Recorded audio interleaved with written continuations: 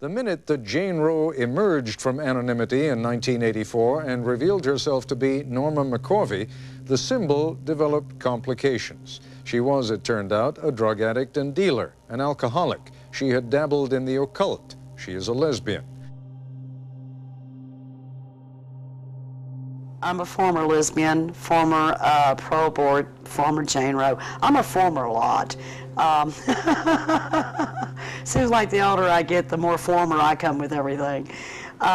You know, which is cool with me because you never can get anywhere unless you've been somewhere. I've cheated people out of money. I've sold drugs.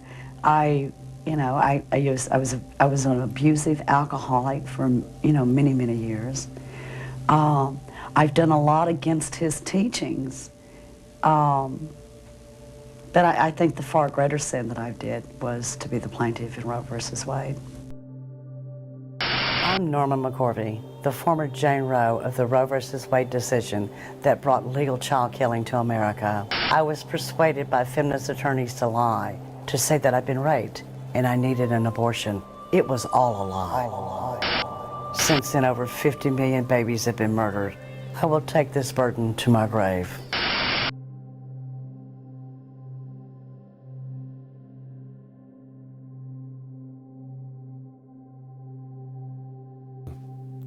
Norma Leah McCorvey, born September 22nd, 1947. She left this life on February 18th, 2017. Norma was the Jane Roe of Roe versus Wade. In all of American history, it's arguable that the most controversial, divisive, and pernicious Supreme Court decision to have been handed down was Roe versus Wade, and its companion case, Doe versus Bolton, issued simultaneously on January 22, 1973. These two cases struck down the abortion laws of all 50 states. Roe versus Wade declared that abortion was a fundamental right and that an unborn child had no legal right to the protection of law. Doe versus Bolton defined a woman's health not just as her physical health, but a host of other definitions, such as her emotional and psychological well-being and the condition of her family, and by extension, her financial well-being. Roe and Doe effectively gave women and abortionists the cover that they needed to abort children through all 9 months of pregnancy without fear of criminal charges. The late Sandra Cano was the Doe of Doe versus Bolton. Norma McCorvey was the Roe of Roe versus Wade. Both of them converted to Christ, repudiated their belief in abortion, and sought to overturn the Supreme Court cases that bore their fictitious names. I knew Sandra Cano from a distance. I met Sandra years ago and communicated with her occasionally over the years. She became an ardent pro-lifer, committed to the overturning of Doe versus Bolton. She died without having seen that triumph. This film deals with Norma McCorvey, or Miss Norma, as many of us called her. I met Norma McCorvey for the second time in 1995, right after her conversion. Over the years, we became close friends, participating in multiple pro-life events together over nearly 2 decades, traveling to multiple cities, talking on the phone, emailing, texting. She even stayed with my family in our home for an entire month during a rough stretch in her life. As you know, when you spend that amount of time with someone, you get to see sides of them that other people might not know, sides of them that have little to do with the public persona they've become. They're no longer a Facebook friend. They're real. You see their idiosyncrasies. They see yours. You both see each other's shortcomings. And if you're trusted, you might learn details of hopes and fears and failings that other people don't know. I had the honor of having that type of relationship with Norma. We shot pool, drank beer with friends, watched movies, In more difficult moments, it became a duty to stand beside her, to help her. She would ask me to come between her and those she thought meant her ill, or who she believed wanted to exploit her. There were others who had a close relationship with Norma at various points in her life, or significant experiences with her after her conversion. People with stories and testimonies that paint a picture of a woman, a combative, wounded, tender, vulnerable, feisty, and at points haunted woman. Miss Norma was one of the most complex people that most of us knew. We're going to share with you some of our memories of Norma's conversion to Christ, as well as her efforts and her legacy to end the killing of children by abortion in America. We believe what Norma believed. We fought with her in the battles she fought. This is a portrait of the Norma we knew, seen from our eyes and memories, a woman we want you to know and understand far beyond that of the woman portrayed in books or articles or 2-minute TV interviews or in ungodly, biased stories from secular media, stories that are meant to pervert her legacy or to pollute her memory. With few exceptions, the secular press never understood her. Worse yet, they did what they often do. They lied or they shaded the truth. For example, a journalist named Joshua Prager did an article on Norma in 2013 for Vanity Fair, in which he framed Norma as a phony, an ideological orphan, a woman doing what she did for money. That same journalist did another article in January of 2017, just before Norma died. And the headline stated that the real heroine of Roe versus Wade, the secret heroine, was Linda Coffey, the lesbian, pro-abortion attorney who had lunch with Norma in 1969 and got Norma to agree to be the Jane Roe of Roe versus Wade. The article clearly celebrated Roe versus Wade, a decision which has led to the murder of millions of babies. Sadly, this journalist is working on a book regarding Norma's life. If he writes about her as he did in the past, I'm afraid that this book will be a biased, stilted, pro-abortion piece on Norma. It's hard for me to believe that he will portray her much differently than he did in his previous articles, casting aspersions and doubts on Norma's conversion and her convictions. We want you to see Norma for the woman that we know she was, and to protect her story from out of balance or false narratives, stories that emphasize darkness and sin and ignore the light of Christ and His church, where she made her home in this life and the next. Even if Norma was a prodigal more than once, she always came home.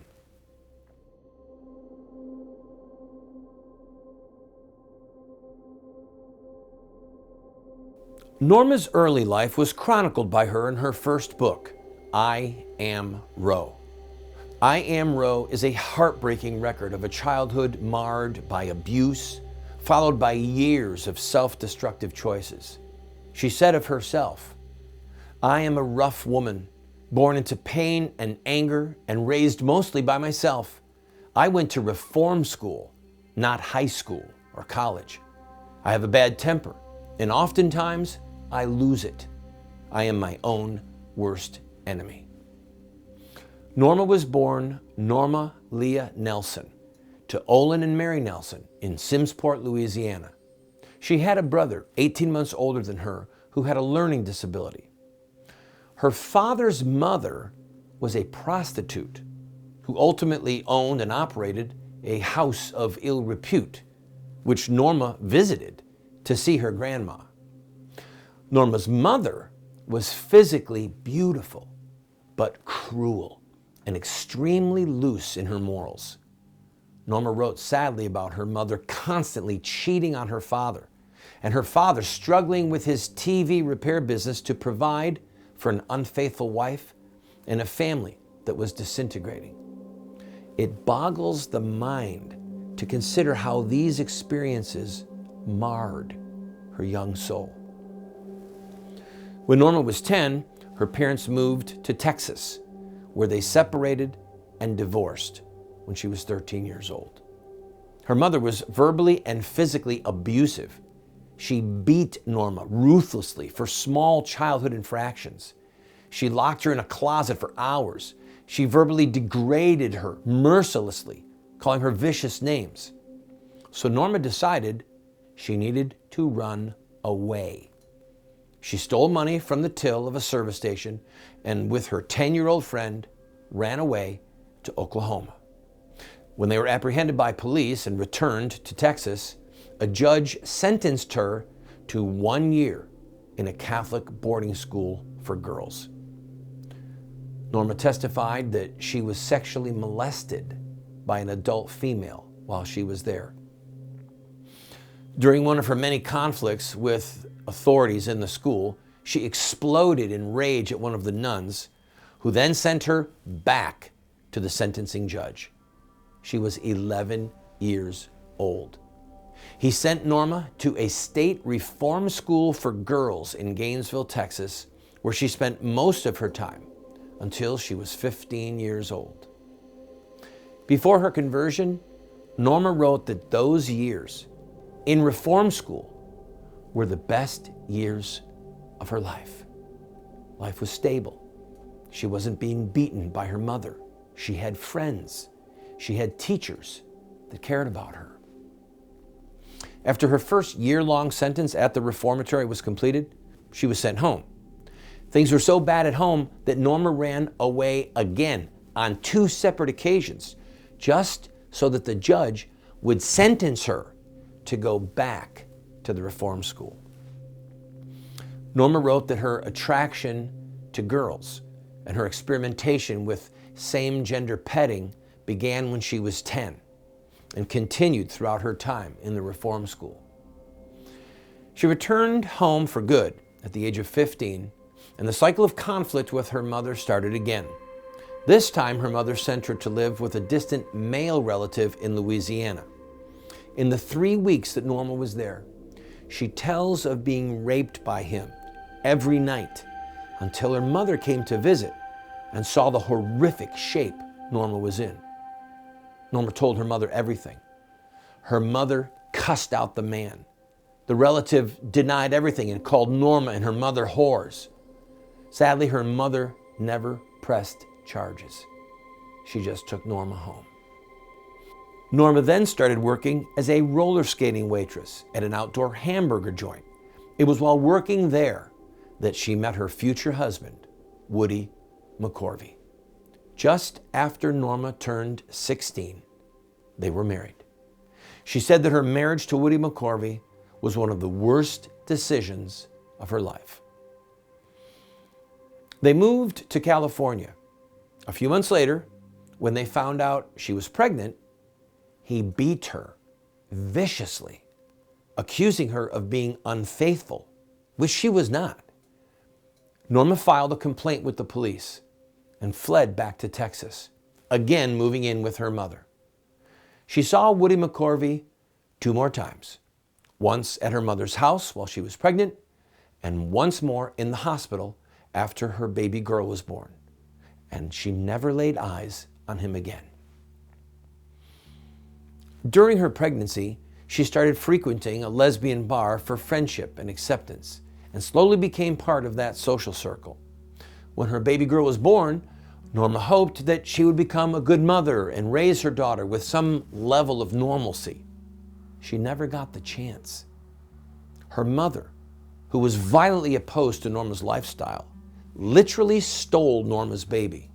She hid her from Norma and told the police that Norma was an unfit mother. Soon after, when Norma was back in her mother's house, tired and hungover, her mother tricked her into signing documents that legally granted custody of her daughter to her mother. We know that in court, such surrender would never have stood the test of law, but Norma was so beaten down as a 17-year-old girl and so ashamed and depressed of certain of her choices that she never fought her mother. She accepted the decision and moved out. Norma saw her daughter on and off over the years at her mother's whims. Those visits would often end with abusive accusations from her mother and confusing tears of agony from Norma and her daughter. Norma's bitterness toward her mother stayed with her until the writing of her first book. The next 4 years of Norma's life were a blurred kaleidoscope of drug abuse, alcohol abuse, odd jobs, carnival barking, drug dealing, and promiscuity with women and men. It was a tragic story of self-will run wild, resulting in 2 more babies being conceived. The first baby she immediately placed for adoption. The second baby, the Roe baby, she sought to abort. A couple of years later, got pregnant again. Didn't want to have it. Didn't want it in my body. I wanted to kill it. I wanted to have an abortion.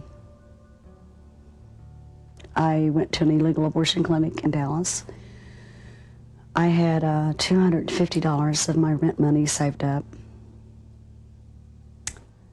There was nobody there. Well, I went to this attorney, and he treated me pretty much like a word I can't say anymore. He said that he just knew of these 2 young law students who just graduated college, Sarah Weddington, Linda Coffey, and that they were trying to challenge the Texas statute on abortion. I mean, it just went right over my head. I mean, I didn't have a clue to what he was saying. And would I like to meet these 2 women? Sure. We'll hear arguments in number 18, Roe against Wade. After the Roe versus Wade decision, Norma lived in relative anonymity with her lesbian partner in Texas. Together, they ran a small cleaning company and lived week to week financially, until Norma came out as the Jane Roe of Roe versus Wade. In 1989, NBC released a made-for-TV movie based roughly on Norma's life. The Norma character was played by Holly Hunter. That movie and the press surrounding Norma's coming out propelled Norma into the public eye, where she remained for the rest of her life. My name is Norma McCorvey, aka Jane Roe. We must link arm in arm to protect and uphold the right to safe and legal abortion. You were raped while you were in Georgia?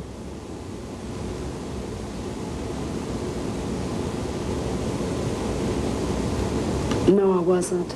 They say, Norma, I want to thank you. You know, if it hadn't been for you, I wouldn't have finished college, or if it hadn't been for you, I wouldn't have done this. You know, and I used to look at them and I would envy them because they got to choose. They had the right to choose. And I never had the right to choose. As those years unfolded in Norma's life, I was founding and leading Operation Rescue, the largest peaceful civil disobedience movement in America's history. I was a guest on Oprah and Donahue and untold numbers of television programs. At that time, my name and the name of Operation Rescue were synonymous with pro-life activism and in-your-face controversy. On a personal note, to show how deeply antagonistic Norma's and my relationship was, the only pro-life group that she mentioned in I Am Roe was Operation Rescue, which I founded and led. The only pro-life leader she mentioned by name was me. The first time Norma and I came face to face was at a major pro-life protest we held in California. We were outside. Norma got as close to me as she could in the street and proceeded to blow a whistle in my ear with all her might, intermittently taunting and haranguing me. I in turn told her that she had blood on her hands, that millions of babies were dead because of her, that she would face the judgment of God, and that she should repent of what she had done and turn to Christ for forgiveness. And that is ultimately what she did.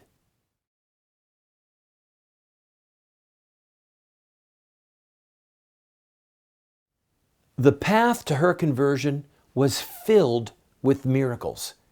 It's a story so incredible that one is tempted to believe that it was written by and orchestrated by God Himself. When I first met Miss Norma, when she really knew who I was in 1994 when she'd come out with the book, I Am Roe, which is a terrible book. It's a foul, filthy, awful book. But that's what she wrote. Those were her words, and that's what she was, just tremendously tormented. And you could see it through the words of the book. It'd make you feel bad. She had a book signing down in Dallas, Texas, and I came there. Now, there were police all over one side of the road. They weren't going to let me in. They knew who I was. They weren't going to let me in. So I'm on the other side of the road, and I cry out to her. And he comes walking out of nowhere like God Himself, like the Messiah of all times. And he's got on his suit, and he's dashing. He looks great. And this is back in 1994. Norma McCorvey, as a result of what you have done, over 27 million little baby boys and girls have been slaughtered in this nation. And he tells me this, and it crushes me. She told me later, she said, I felt like I couldn't breathe. She couldn't, and she was gasping for air, and she left. She went out the back door, and she said, I've got to go. She didn't sign one book. So now, fast forward to 1995, we're moving Operation Rescue right next to A Choice for Women. That's the abortion mill that she was. There's a wall about that big, and we were right next to them. And so all of the media, the first thing she did was not call the police. She called the media. So we had a three-ring circus out there. We had satellite trucks all over the place. Time magazine puts this article, and it says, Roe meets rescue. There's going to be violence. Operation Rescue with Flip Benham and company moved into the available space next door to the A Choice for Women abortion facility where Norma was working. And within almost days, it seemed, the folks with Operation Rescue were befriending Norma. It didn't make any difference how much I stayed out in front of the mill, how much I cussed them, how much I screamed at them, how many heart attacks I had. They would just look at me and smile. And then one day, I got in. It was early on a Saturday morning. Nobody was at the abortion mill. But she was there, and her truck was there, and she was there, and I was there. And I walked out of the car, and I was going into our office, and she came out of the door, and I looked at her, and I said, Miss Norma, what are we going to do? And we sat down at a little bench right out in front of that place with A Choice for Women right above. That was the office. And I said, Miss Norma, I want to apologize to you for what I said. I saw that those words hurt you deeply. And she said, and her eyes began to, puddle up with tears. She said, I just couldn't breathe. I just had to leave. I did not know that she left and went out the back. I thought she just went on and did what she did. And I said, Miss Norma, I'm sorry those words hurt you so much. I didn't mean to do that. I care about you and love you enough to tell you the truth. This just started, and all of a sudden I became real to her. That won my heart. I knew that he had a gentle side to him. I just didn't know how deep it went. That got me. One of the volunteers was Rhonda Mackey. She had two little daughters, adorable, Emily and Chelsea, 7 and 5. And they would always greet Miss Norma, hi Miss Norma, how are you? And they'd play on the little sidewalk because they were right next to each other. There were two little girls, Emily and Chelsea. Emily was 7, Chelsea was 3. And they just loved her. And they said, Miss Norma, would you please take us to church? And she'd look at them and she'd say, how could I say no to these little beautiful children? I told her, can you go to church with us on the day when I kept on asking her every day on like Wednesdays or Saturdays. Every day I was there, I asked her to go to church. And I met two very enchanting children by the name of Emily and Chelsea Mackey.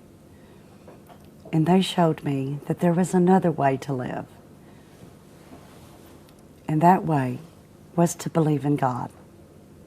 And so it was a Wednesday night, and Norma went with the Mackey family to the Hillcrest Church in Dallas, responded to the altar call, gave her heart to Jesus, and left. I mean, within, again, days, left the abortion industry because she had come to the saving knowledge of Jesus Christ.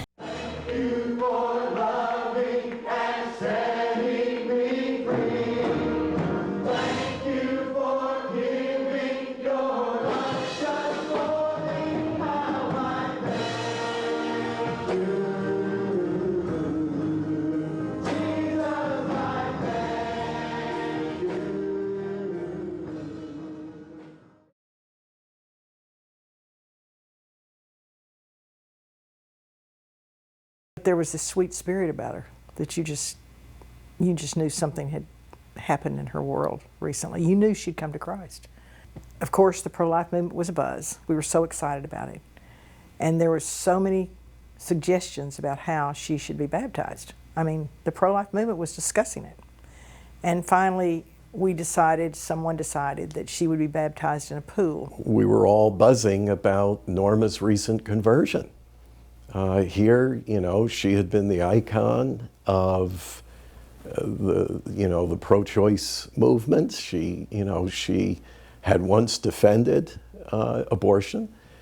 Now, the Lord had converted her heart and her mind, and it was a remarkable story. We actually found Christian media. They wanted media, but we found Christian media, someone with a great sensitivity to the things of the Lord, to be there to memorialize the event.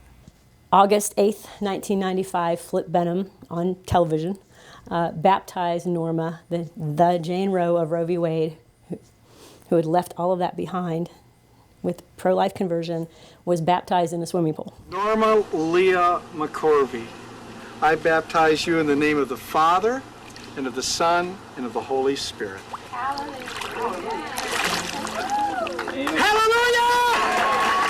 There she is!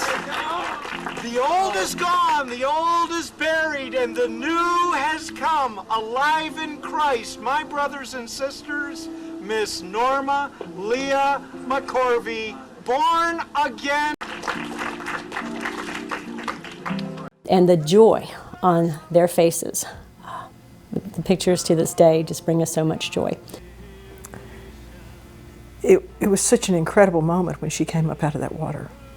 You just knew something great and wonderful had happened. And I was just honored to be there. I had the privilege of baptizing her, and when we came out of that water, believe me, when it happened, it was as if 30 years were taken off her life. And the beautiful smile on her face, and of course the incredulous smile on my own, even though nothing in her circumstances were changed, nothing in her situation, everything was different. Everything became different because Jesus entered into her heart. These two things right here are rattles. They're made out of gourds. I used to use them in my goddess worshiping thing. I guess it would be a thing. Then from there I went into the goddess and the crystals and the New Age stuff. And then I became a Christian right in the middle of the New Age stuff. You know, and that's totally unheard of. I mean, that's not cool. She had a little medallion. It was a talisman around her neck. It was silver. We had that thing melted down. She gave me her book of ruins, and then ruins are just rocks that you cast, you know, the spiritual witchcraft stuff. And that's what she was depending on for her hope to find out what's going to happen in the future. And so I gave her a Bible, and she gave me that necklace, and I said, we'll have it melted down and we'll make it something beautiful. And we did. We melted it down, made a cross. It was a cross that she wore when she was on Ted Koppel. But melted it down, made that cross for her, and it says on the back of it is Deuteronomy chapter 30. Verses 19 through 20. When I joined Operation Rescue 2 years ago in 1995, I had told Pastor Flip that I wanted a cross. Yeah. And I'd kind of looked around and couldn't really find anything that I was pleased with. So Pastor Flip had spoken to this jeweler friend of his in Dallas, and so I gave him the pro-abortion bracelet. And by the way, I'd like for you to bless it if you wouldn't mind. I'd be glad to. And then this jeweler had it made. I mean, he made it for, you know, for me, and he put Deuteronomy 30 verse 19 on it. Choose life. Yes. I call heaven and earth as witnesses against you this day that I have set before you life and death, blessing and curse. Now choose life so that you and your children may live, and that you may learn to love the Lord your God and to fear him always, for the Lord is your life. I like myself. I love him. And I try to do and live as close to a Christian life as I can. I mean, I don't kneel and pray every 5 minutes. I acknowledge God now where I never did before. And I have like an inner peace. The simple truth, the simple fact of history, is that God used Operation Rescue, its leaders, and its foot soldiers to bring Norma to the Lord Jesus Christ. Wisdom is vindicated by her children. It was then that Norma and I became friends. I really wanted Norma to go face to face with Randall Terry on that stage, a national venue. All the national media were there. And I will remember this for the rest of my life, as I think anyone who was present there will remember it.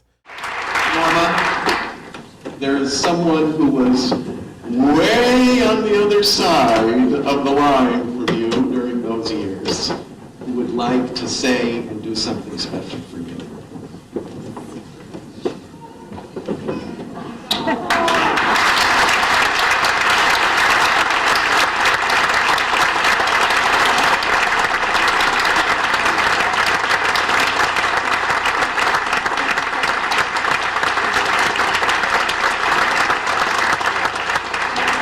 I speak for all of us when we say, we forgive you in Jesus' name. That hug and those kisses sent a message that, first of all, no one is beyond forgiveness, redemption, and welcome.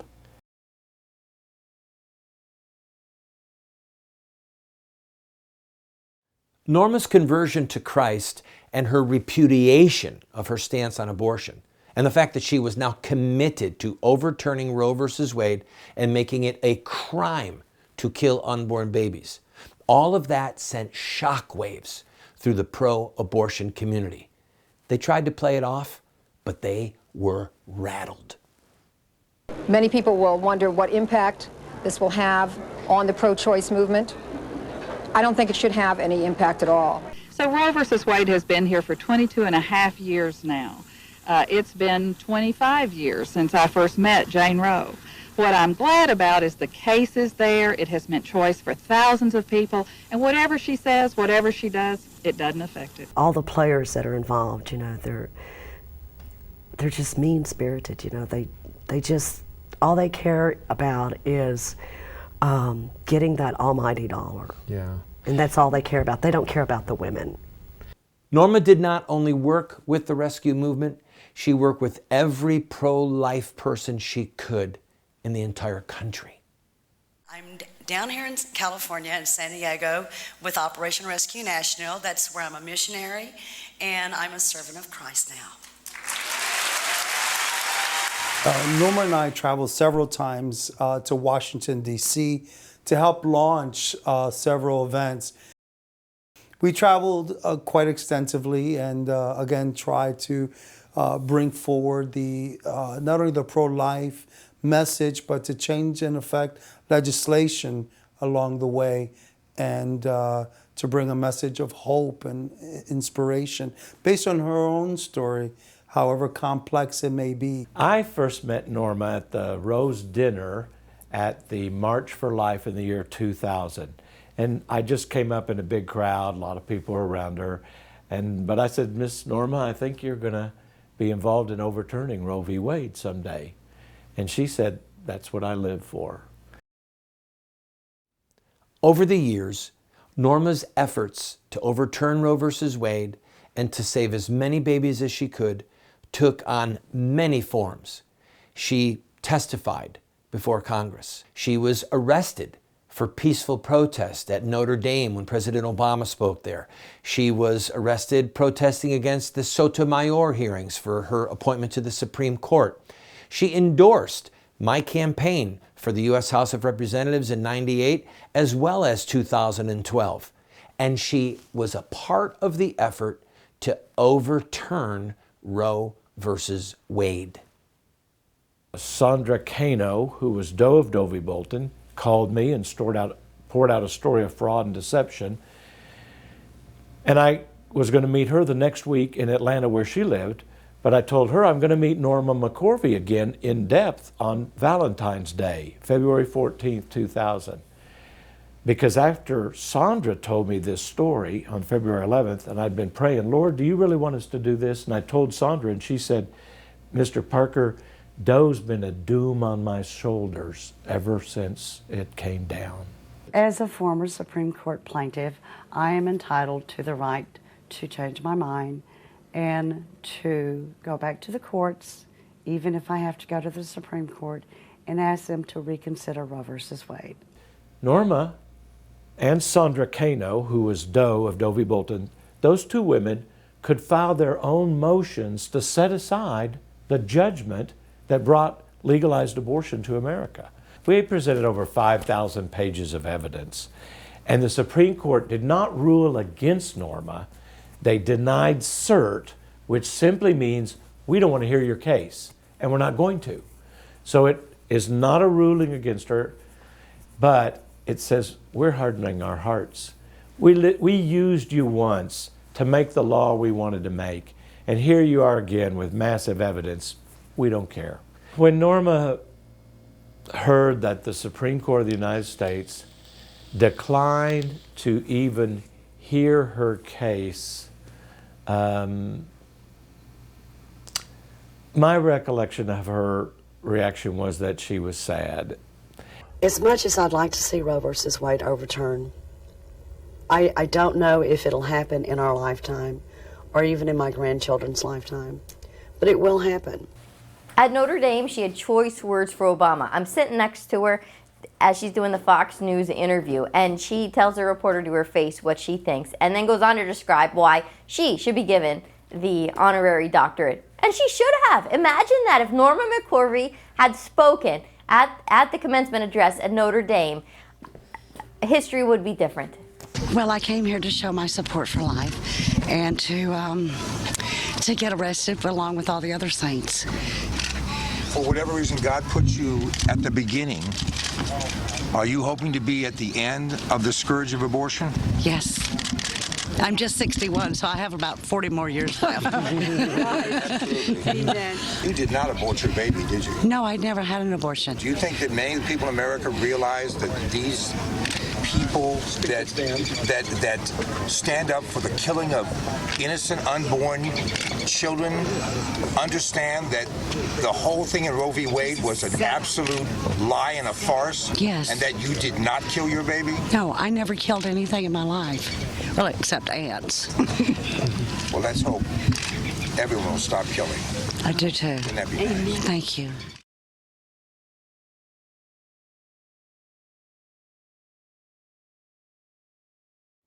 Those of us who are pro-life leaders and pro-life activists know that our common fight to end the killing of babies brings us into contact with Christians from every denominational stream. We share a Trinitarian baptism and a desire to save babies from death and make it a crime once again to kill an unborn baby. Well, Norma, after her conversion to Christ, spent a lot of time with a lot of Christians, including Roman Catholic Christians. She was inquisitive. She was not afraid to ask questions, was not afraid to get into debates. And as time went on, she actually converted to the Catholic Church. And, come back and forth. I got to know Norma each year a little bit better. And then one year she said to me, first of all, she nicknamed me Woman of the East. That was my nickname, the Woman of the East. And she would call me and say, okay, woman, if she had a question. Especially because at that time, she was from 1995, she became a Christian. Reverend Philip Benham, of course, baptized her. But then in 1998, Father Pavone brought her into the Catholic Church. So in those years, she had lots of questions. So she would call me and say, okay, Woman of the East. Tell me about the Catholic Church, and she'd name a question. I said, well, Norma. I said, you could ask Father Frank. She goes, I know, he already told me the answer, but I want to check it with you. You know what she did for a few years towards the end of her life? She would make rosaries. In fact, when she asked me, it was back in 97, 98, she said to me one day via email, she said, can you teach me how to say the rosary? And that's when I realized this woman is going to join the church. Then Norma was feeling drawn to the Catholic Church. And so Father Frank was living over and working in Rome at the time, corresponding with Norma. Father Robinson was her spiritual daddy, who took her under his fatherly wing. And so when she felt drawn to the Catholic Church, and they weren't going to Mass yet, but they would have their catechism. He was the one giving them the catechism, preparing her for her confirmation, and they would have lunch and soup, and it was very cute. So one day she comes to me and she says, well, Father, I had a dream, and God told me, you will be with me soon. I am calling you home. Now again, this was like early 98. And she said, what does that mean? It just sounds scary to me. What does that mean? What is God trying to tell me? And I said to her, Norma, I don't know. Ask him. Just ask him. God will let you know what it means. So, I don't know, a month or so later, she gets back to me and says, Father, now I know what it means. He means I'm called to be a Catholic. Come home to me to the church that I founded. That's what he meant. So I said, okay, we'll help you. So, August 17th, 1998, at St. Thomas Aquinas in Dallas, Texas, I was there with some of my young children, and Norma was received into the Catholic Church. Father Frank was homilist and confirmed her, and Father Robinson gave her first Holy Communion. And it was just absolutely beautiful.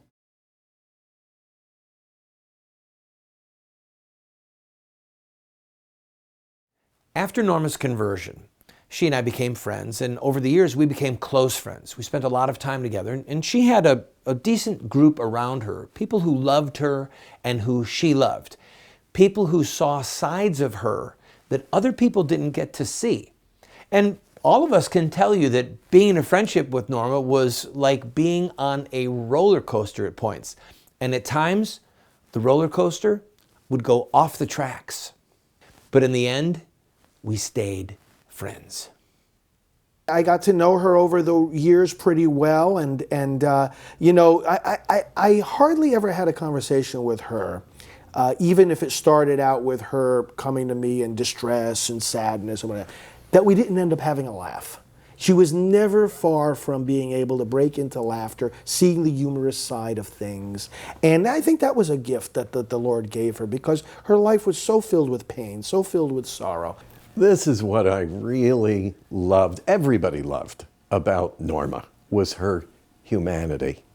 We're talking about a real human being. Everybody wanted to put her up on a pedestal. Everybody wanted to make her a celebrity. And she enjoyed the limelight. Come on, any of us who knew her, anybody does. When you're on stage, when people are giving you applause and adulation, it's human nature. That was also part of her humanity. But she was raw. She was raw in her humanity, unpretentious. You didn't have to guess what she was thinking, because she would tell you in no uncertain terms. I mean, there was nothing oblique, nothing politically sensitive, nothing, deferential. It was like raw. Norma was the typical Texas woman. And people in other parts of the country may have this view of people. I tried to hire a lady one time to move here from Ohio to work at our office. And she wouldn't come because she said, I just didn't want to become one of those Texas women that are subservient to their men and, the pregnant and barefoot and pregnant and do whatever their husbands tell them to do. I said, you have never met Texas women. If that's your view, I said, Texas women are, you can push them so far, but not an inch further. And Texas men know where that line is. And if you were going to be around Norma, you better know where that line was too, because she'd be the most gracious, nicest, affable person you could meet. But if you cross that line, then things weren't quite as nice as they were the few seconds earlier. So, I first met Norma when Randall asked if I'd go to the airport to pick her up, and he said she might not be there. And I thought, might not be there? I don't understand. He said, just go, don't be late. So I went, and I thought, I don't even know what she looks like. How am I going to figure this out? But I just went, and I drove up to baggage, and there she was. I don't know how I knew who she was, but I knew it. I asked if she was Norma, Miss Norma, and she said, yes, get out of the car, come sit here by me, let me have a smoke. She always asked me about my daughters and how they were doing, and I'd ask her about her daughter Melissa and her grandkids. And you know, we shared that we all had girls, and she said, isn't it great that we had girls, Janet? You know, girls are better, aren't they, than boys? They're much easier, you know? And I said, well, I don't know about easier, but, you know, so we shared that common thing, that we both raised girls, you know? If I had to pick a word to describe Norma, it would be feisty. She was very feisty. She had her own opinion about things, couldn't change her mind about too much. She loved to be sensational. She loved to be shocking. She loved to be contrary. I think she liked to be contrary. She's, you know, I know she wasn't technically born in Texas, but she was a true Texan. You know, she was hard-headed, and she spoke her mind. Just a very, very special bonding moment for us as sisters in Christ was I was pregnant with my 5th child, and I was going to go to my first March for Life in January of 2000. And Norma was going also, she was going to be speaking. And so we went as a team. We went together. And it was a really special time because I was with Norma, but my name wasn't on the VVIP list for everything. And yet she said, we're together. If I'm not going to sit in this section unless my friend, you know, my sister, comes with me. And she said, this was Norma in her Normaness, and she was always joking and cutting up, but she said, we're pregnant. And so one time when Women of the East came down to Texas, she said, okay, I've had it, girl. We're going to get a cowboy hat and boots. I'm going to make a Texan out of you. And so we had the funniest time going shopping, and she charged all kinds of hats on me, and you know, and tried on different kinds of cowboy. I still have the hat and cowboy boots, by the way. She invited me to her house when she was living in Dallas. And she said, Father, I hear that Catholics bless their houses with holy water. Could you do that for me? I said, yeah. I said, I don't presume you have any holy water around. No, I don't. So we took a big jug of water like this. I blessed the water. We blessed the house. And then I said, well, now, Norma, you keep this water.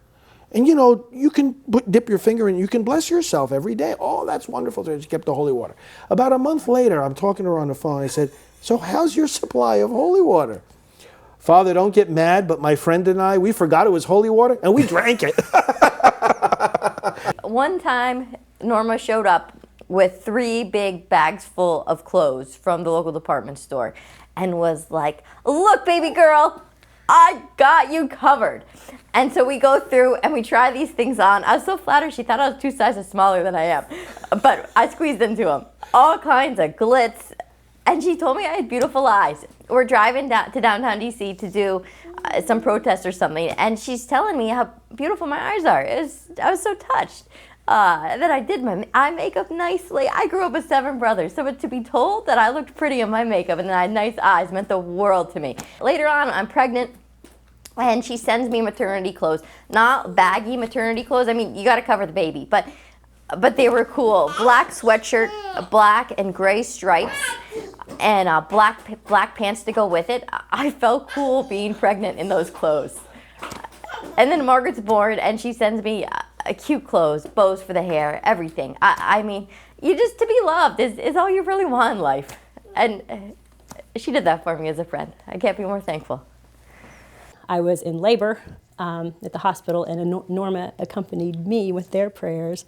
They were outside of my room praying the rosary while I was in labor, about to deliver my son Mike, who he'd gone to the March for Life with us, right? 5 months pregnant. We were pregnant. She's adopted us. And they were praying the rosary, and Norma was one of the first ones to hold my baby after he was born. I met Norma when she was manning a table promoting her book, Won by Love, at an HLI conference here in Houston. She loved to shock. I could tell that immediately. And she was hilarious. And I enjoyed getting to know her and bantering with her about shocking, fun things. She was so much fun. And she would always say something crazy. But she would walk up to me and say the strangest things. And I remember this one time we were speaking together at an event in San Antonio. And she walked up and said, "I don't have a bra on." Okay. She had a little bit of mischievousness to her because she'd like to say things just to push a button once in a while. And she'd like to say something just, it's like sticking electrodes to a frog. Let's just do this and see how he jumps. But I remember her coming up to me and saying, and I rarely get these kinds of compliments, she said, "You're looking really dapper." Something like that. "You're really looking dapper." And she said, "You better be glad I'm not hunting men, or I put my hands on you." Now I'm a minister, okay? So a clergyman instantly blushes, and I remember feeling the capillaries in my face nearly exploding, and she got such a kick out of that. She just loved humiliating me. Norma always tested people. We were with a very well-known national minister at a banquet having dinner at the table. And Norma decided to tell him that she drank beer and played pool the night before. And while she was telling this story, and of course embellishing this story about drinking beer and playing pool, and I can't tell you how many times she said she drank beer and played pool, his eyes got bigger and bigger and bigger and bigger, and he obviously didn't know what to do with her. And you could not stop Norma. You couldn't say, "Norma, talk to me." And you know, she came across, to the average person that might talk to her, she might come across as not being very bright, not being very smart. And to reach that conclusion would be very, very incorrect, let's put it. Norma was, she used to tell me, she said, "I'm a street kid from Dallas." You know, that's what she was. One time I was sleeping in her home in Dallas. She would have me stay there quite often. And she said, "Oh, don't mind my cat Maxine, Janet, but she likes to walk back and forth on the headboard while you're sleeping, so just ignore her." I said, "Okay, Norma, I think I can deal with that." And Norma called me every day for about a month, and I was busy studying. I was in law school. I didn't answer, and then she stopped calling, and I realized that I'd hurt her, and I felt terrible. I called her back every day for a month, and what can you do? Norma was the kind that said, "This is who I am. If you like me, that's fine. If you don't, then going down the road." And I remember one time her saying to me about somebody that was mad at her, and she said, "I made these people mad the other day." And she said, "But you know what? They got a whole lifetime to get glad again." So that's the way it is. A year later, she called me, forgave me, didn't even say forgive me, but we just picked up where we left off. And I knew then, you hang on to a friend. You hang on to, you make the time. So I made the time, texted back and forth every day, emails, phone calls. She came and stayed with us. She came back from class at George Mason Law School, and she's sitting there on my front step having a cup of coffee, maybe with a little Bailey's in it. And it leaves me speechless. There's many times that she would call me and say, "Hector, I feel led to pray for you. I just feel something in my spirit. Something is wrong with you. I need to pray with you." During times of my own hardship, there were times that she would render support and love and encouragement and would speak life to me at times when I had my own adversities in my life and raising my children and the ministry and so forth. She had a unique ability to judge character. Norma McCorvey was a great judge of character. She was also a woman who had a very tender spirit. And even those that hurt her, Norma was capable of loving in ways that are very unusual. She's a great lady. Great. Norma McCorvey was a great lady.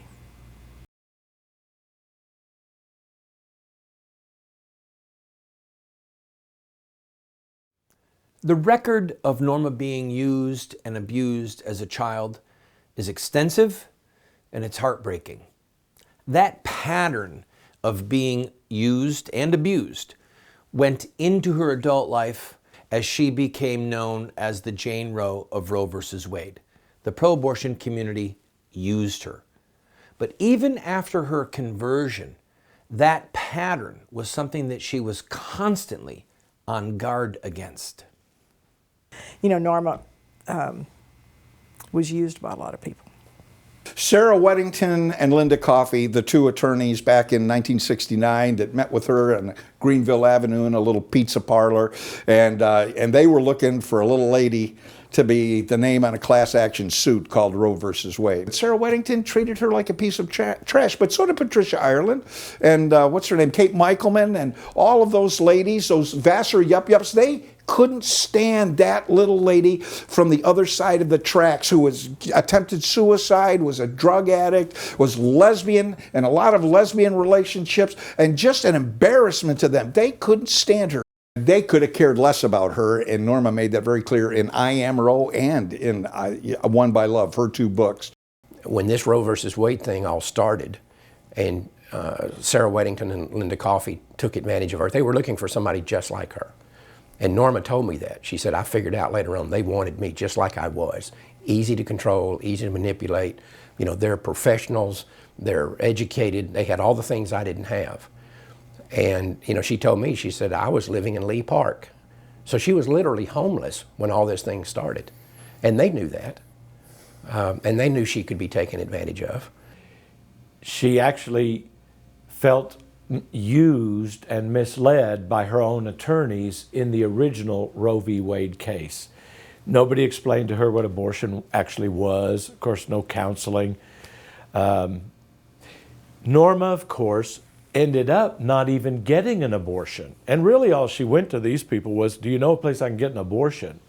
But they were looking for a white woman, probably low income, that they could set up as a good test case. She was taken advantage of. Sarah Reddington was cued into her because actually she did look to see if she could get an abortion. Of course, in Texas she couldn't. And then she decided, okay, that wasn't going to work. But then Sarah Weddington heard about her and met her for lunch. I mean, Norma was hungry and she said, I signed that document over a pizza lunch. And then she never heard from Sarah Weddington really over the years it took. And Sarah Weddington knew darn well that she couldn't really help her. Even though Sarah Weddington herself had had an abortion herself and knew how she got an illegal abortion, so she knew if she really wanted to help her get an abortion, she could have done that, but she didn't. She just they were looking for someone to take advantage of, to work a case to legalize abortion, and Norma got duped into it, basically, over lunch because she was hungry. Oh, I had pizza. All I was just a simple little girl from Louisiana who thought she knew what she wanted. They wanted to change a law. I wanted to have an abortion. They said, Norma, don't you want to exercise your rights by having control over your own body? Yes, I said. Well, all you have to do is sign here on this dotted line. I signed it March the 7th, 1970. You wanted an abortion, though. I wanted to go and have an abortion. Once I got there, I saw the conditions of the place. I couldn't go through with it. I wanted to have an abortion.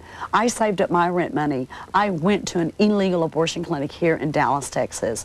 I saw the conditions of that clinic. I saw the dry blood on the floor. I saw all the roaches and all the other creepy things crawling around the floor.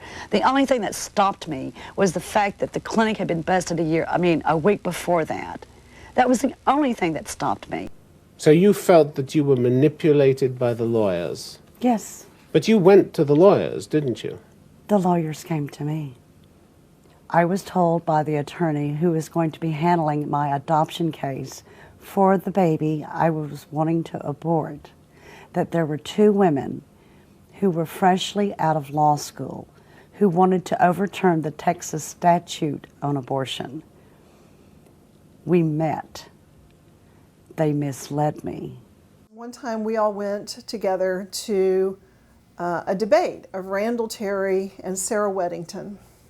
And that was at SMU, and it was in 2002 because we moved away back to Houston shortly after that. And so we were sitting with Norma, and kind of, you know, it was an interesting evening. It was definitely a lively debate.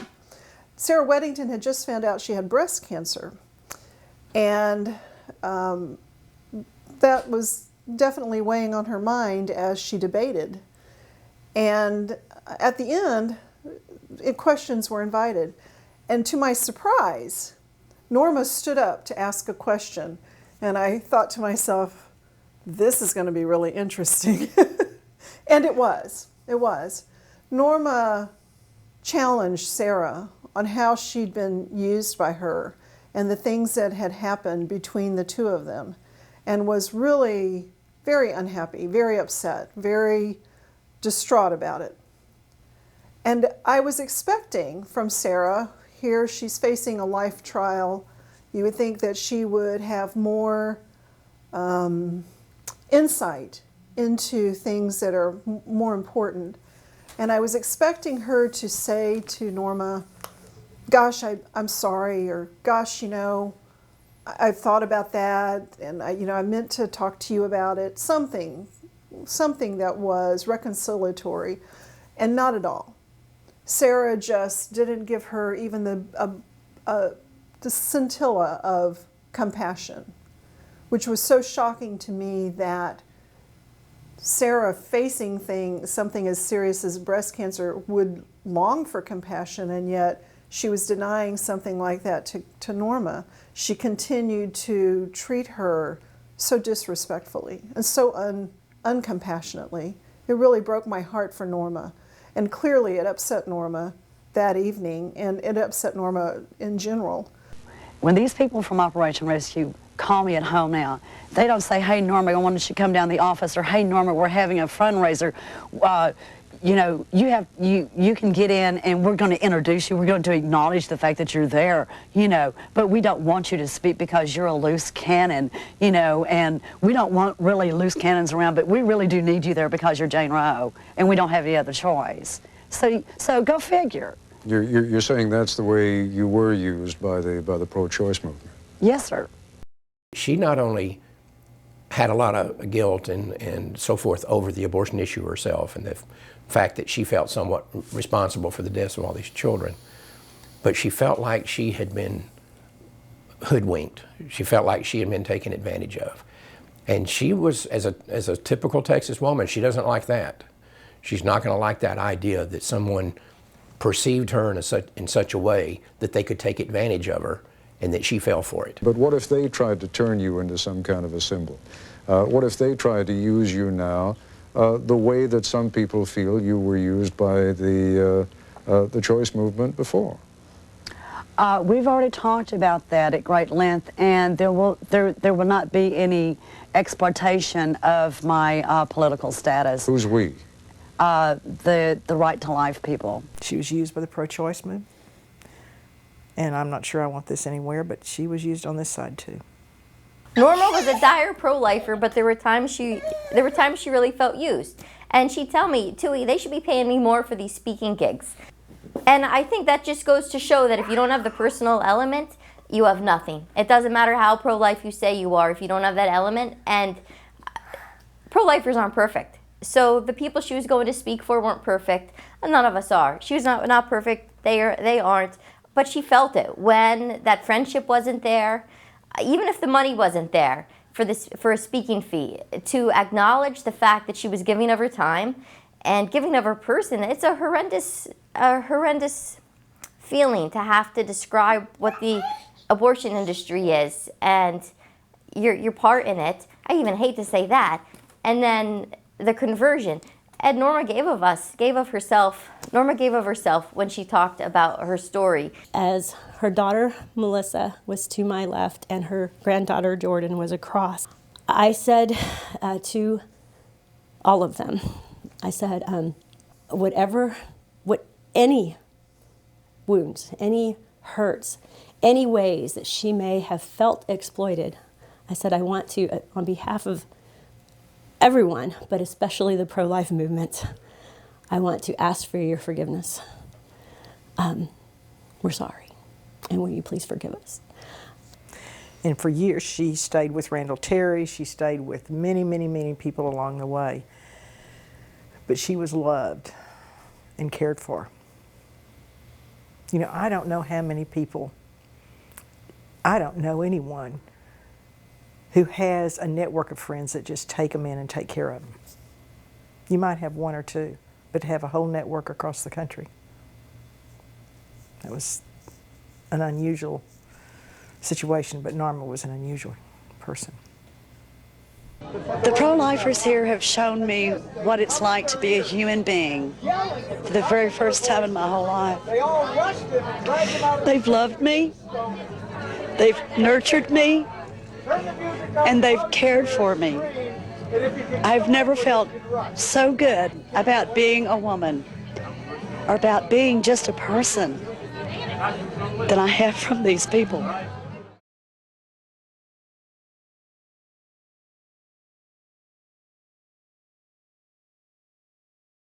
As the years rolled on prior to Norma's conversion, and after she spent several years working in several abortion mills, the thought of babies being murdered right there in the building where she worked, in part because of her role in Roe versus Wade, began to disturb her deeply. After her conversion, her role in Roe versus Wade began to haunt her even more intensely at points. One can barely imagine the weight of guilt that she bore in her soul. So after Norma had given her heart to Christ and all of her sins were forgiven and cast into the sea of forgetfulness, as far as the east is from the west, they were removed from her, which is forever, there was still torment inside of her. It was smoke, smoke, smoke, pot, pot, pot, take pills, drop acid, do masculine, do anything you can get your hands on. That was pretty much how I wanted to stay all the time. Just stoned. She knew who she was, and she wasn't always happy with who she was, and that was a problem. That was a sad thing to see. The definition for abortion hit me in the face. I could see little babies being pulled out of their mamas, but they were alive. That's what I lived with for the better part of 14 years. It's one thing to know God has forgiven you and receive his mercy, but it's harder to forgive yourself. And I think that was the thing that Norma always struggled with. Because she had literally told me, I know God's forgiven me, but I just can't forgive myself. And I said, Norma, wait a minute. You need to think about what you're saying there. If you're telling me that God has forgiven you, but you can't forgive yourself, then what you're telling me is you have higher standards than he does, right? Because he can forgive you, but you can't. I said, you need to think about that, because you're putting yourself up on a pretty high pedestal there when you sit there and tell me that my standards are higher than God, so he can forgive me, but I can't. But last summer when I talked to her, she wasn't totally beyond that, but you could tell that she was kind of making some progress. She was becoming more and more at ease and more comfortable with her situation. For years and years, I used to think that it was a woman's right to choose, period. But after working in 4 abortion clinics here in the Dallas area and learning a lot more, I started having inner conflicts with myself, Ted, and I really got extremely depressed when women would call into the clinics and want to make appointments for second trimester abortions. I'm proud to know that I don't have to go into another abortion clinic and watch women come out of abortion procedures crying and wanting to call their mothers. I don't have to look at dismembered bodies of children who've been ripped out of their mother's wombs. I don't have those nightmares anymore. I refuse to have those nightmares. I I don't have nightmares like I used to. I normally sleep a full night's sleep now, but I don't know. It's something that you'll never forget once you see it. Yes. It's like a big nightmare. She knew she was forgiven by God and she'd repented, but every year, particularly around the anniversary of Roe v. Wade, and she'd feel another million deaths, and she'd feel responsible for that in a way. 2 times in her life when she noticed a children's playground empty, and it struck her. At first she didn't know why it was bothering her so much, but then she always lived with this, there was this tinge of guilt, you know, of even after she accepted the new life in Christ so radically that the very first time I did an interview with her, I said, "So, you're the Jane Roe of Roe v. Wade." And she said, "No, Father, I used to be the Jane Roe, but she's been laid to rest. I am a new creation in Christ." So she had a great awareness of that new life in Christ that we all share. But at the same time, I mean, we're human. The wound persists in some fashion. And so seeing an empty playground, I mean, who would look at an empty playground and get the thought across their mind, "Oh, it's my fault"? She said, "You know, Pastor Flip, every time I go by an empty playground, I just see that the children aren't there, and I'm reminded of what I did, and I can't even look to God anymore without shame." And I just started praying to God to ask him to forgive me for helping Weddington and Coffee with the abortion, with the Roe versus Wade stuff. And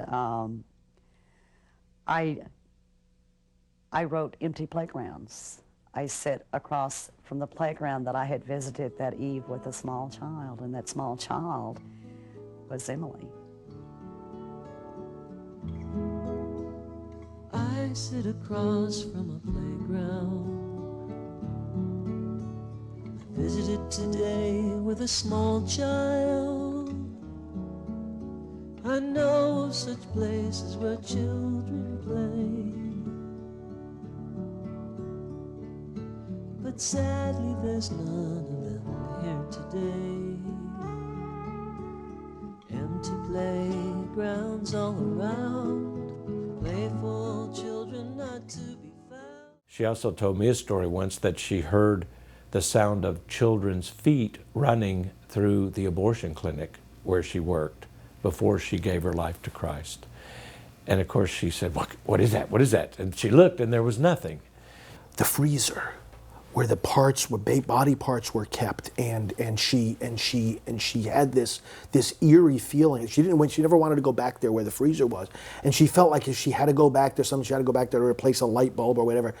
She felt like that the freezer was going to open, and like the babies were going to pull her in there, and the door would be slammed shut, and she'd be in the cold freezer. I mean, these are the things that the human mind does to you when you're involved in baby killing. She heard lots of things. Believe me, there were lots of demons that we were dealing with, all sorts of things that go into a place where they're murdering babies. You know that they're there.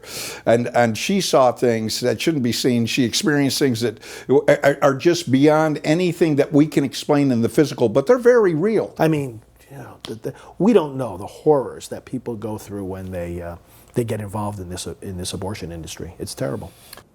But in the years when you worked in the abortion clinics, you thought it was okay, didn't you? What were the reasons for you thinking then that it was okay? How did you justify it to yourself then? I justified it, Tim, mostly every night with several pitchers of margaritas, if you really must know, because I needed a job. Simply that? That's it. I worked in abortion clinics from 1991 to 1994. I saw so many women 2, 3, and 4 times until it wasn't even funny. A lot of women use abortion as a means of birth control. A lot of women use abortion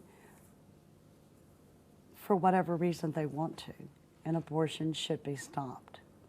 Abortion stops a beating heart.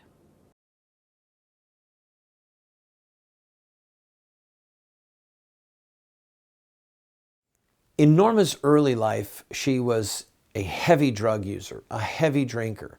She smoked her entire life. And these behaviors took a toll on her body. But make no mistake, as she drew near to death, she drew near to God. She had COPD, and it was progressing and getting worse. And one of the things that we found with Norma was that she went to the hospital fairly frequently because she was afraid. She was afraid she wouldn't be able to breathe, and so she would call 911 for the emergency vehicles to come and get her and take her. She felt like the Lord was saying, "It's time to come back home." This very last time, hospitalization, the morning of February 13th, I received a group text from Melissa that Norma had gone into ICU, that it was very, very serious, and they were not sure if she was going to pull through or not this time. And this would be the time to come. The doctors, we're not sure if this could be it. Got to spend very precious moments with Norma, her last days, holy ground. One of the things I was very blessed to be able to do as well was to bring, Norma's Catholic, I'm Catholic, to bring the prayers of the church to her bedside during these hours. Chaplets of Divine Mercy, what I call mercy songs, The Lord's My Shepherd, Lord I Need You, Hosea, those kind of songs. And the Rosary, of course. She said, "I don't want to die." But then she said, "But I want to leave here. I want to go." And so to be at bedside with her and to be able to encourage her to say, "Norma, the Lord loves you so much, and you are in the palm of God's hand." To see her, when we would pray for her, the rosary or the chaplet, she would be trying to bless herself. I mean, she was weak, but she would be trying to bless herself, and she would pray just a little of the prayers with us. She wasn't able to pray well, but her heart was there and she was praying. We could tell she was looking and seeing something or someone we could not see. But she reached up with her arms, and her hands were just like this, as if she was putting her hands around the neck of someone who was reaching and embracing her. She went from, "Where are the babies?" She's concerned about the babies. "Where are the babies?" to, "Look at all the babies." Norma said this. And then she had progressed from, "I don't want to die," to, "I'm ready. I'm ready. I want to go home." She would say, "I want to go home." And I would say, "You will be going home." And we talked about, that she would see Father Robinson and they would be together. And again, as I'm sitting next to her, she's clear as day. She's looking straight ahead, and she said, "Look at these two babies right here in front of us." Of course, I didn't see them, but she just reached and embraced. And I'm like, "Lord, you are so amazing."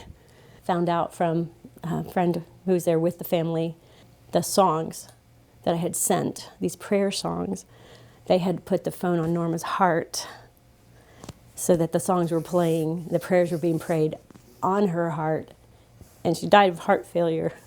So as she took her last breath, she was accompanied by those mercy songs and prayers.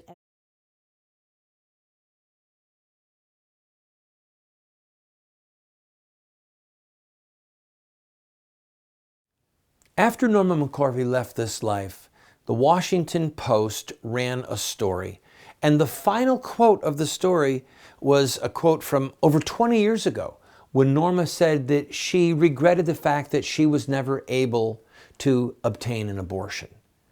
This was deliberate deceit, casting an aspersion on Norma's character, on her conversion, and on her convictions. Norma left this life as a devout Christian, as an ardent pro-lifer, and we need to remember her in that light. God really has a lesson for the nation in her life, because she for a time as the poster girl of the pro-choice movement. She jumped off the poster. But the reason she jumped off the poster is that she never really fit in it on it in the first place. Even I remember the story she told. It's in the beautiful book "Won by Love" about her conversion. When Gloria Allred was arranging for her to announce publicly that she was the Roe v. Wade, I think it was like the day before the big press conference. She turns to Gloria and says, "Oh, by the way, I think abortion is wrong." When she accepted Jesus Christ as her Lord and Savior, and she was baptized, and she was baptized by Reverend Flip Benham in a swimming pool. I mean, literally submersion. When she came up out of that water, I think she wants people to realize that I am Roe no more.